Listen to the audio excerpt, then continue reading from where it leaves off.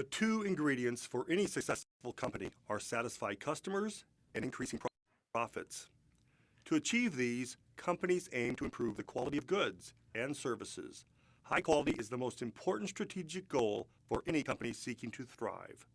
There has been a lot of theoretical studies about how to improve quality. Some important quality paradigms we will review in this course include those provided by eminent quality gurus such as Deming, Duran, Crosby, Ishikawa, and Taguchi. Edward Deming developed a popular philosophy known as Deming's philosophy, in which he established theories for total quality management. Let's take a look at some of the important tenets of his philosophy. The first is the use of statistical process control to identify special and common cause variations. This tenet emphasizes identifying both special and common variations. Special variations are erratic and unpredictable. Common variations are inherent in the system. The second tenet states that quality depends on the policies of management, and if management creates appropriate conditions and motivations for workers to improve quality, then every worker will contribute to a better quality product. So this is important because Deming's theory of profound knowledge talks about how management should create conditions in which every worker contributes to quality improvement. The fourth tenet of his philosophy has actually become more popular than the philosophy itself. Deming suggests using the Plan, Do, Check, Act model to improve quality. This is known as the Deming cycle and is abbreviated PDCA. Next, let's look at the principles of Duran's philosophy. Joseph Duran was a management consultant and engineer who developed a philosophy, the first principle of which suggests the use of the Pareto Principle, or the 80-20 rule. According to this rule, 80% of quality improvement is possible by fixing 20% of problems. This rule separates the vital few from the trivial many. The second principle states that, from a customer perspective, quality has two aspects. The first is more features, and the second is freedom from trouble. So, he suggests that quality improvement deliver both these aspects. The last principle suggests using the quality trilogy model. This model uses quality planning, quality improvement, and quality control for improving quality. Let's discuss Philip Crosby's philosophy next. Philip Crosby is a legendary name in the quality management. His first book, Quality is Free, is thought by many to have ignited the quality revolution in the United States and in Europe.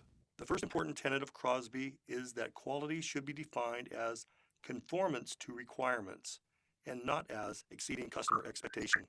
The next is that quality is measured by the cost of non-conformance. Philip Crosby preached the importance of zero defects and the necessity of creating processes that do things right the first time.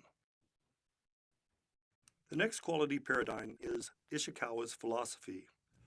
Haru Ishikawa is the great mind behind the Ishikawa, or fishbone diagram, with which you are probably familiar. This type of diagram allows users to see many more possibilities for causes and effects than they had been able to before. I'll walk you through the principles of this philosophy. First, he suggested the use of cause and effect diagrams to systematically list all the causes that can be attributed to an effect. These are sometimes called Ishikawa or fishbone diagrams. Second, he was the man behind the expansion of Deming's Plan, Do, Check, Act model.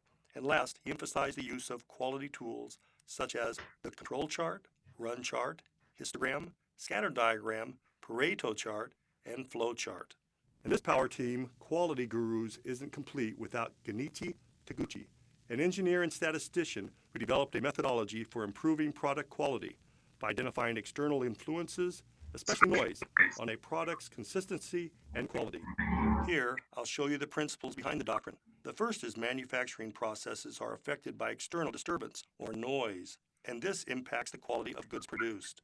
Noise should be minimized whenever possible, but some noise, for example bad weather, cannot be avoided. Systems should have robustness, or the ability to function satisfactorily despite noise and external disturbances.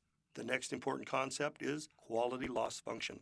This function is used to quantify the decrease in the perceived value of the goods by the customer once the quality decreases. Last is his suggestion to use design of experiments, a concept we'll cover later in the course. It was Johann Carl Friedrich Gauss, a legendary mathematician and physicist, who first started working on normal distribution, which forms the basis of Six Sigma philosophy. But the person who first coined the term Six Sigma was Bill Cohn, an engineer with Motorola. Something important to remember here is that the Six Sigma process is one in which 99.9997% of the products manufactured are statistically expected to be free of defects. In other words, 3.4 defects per million.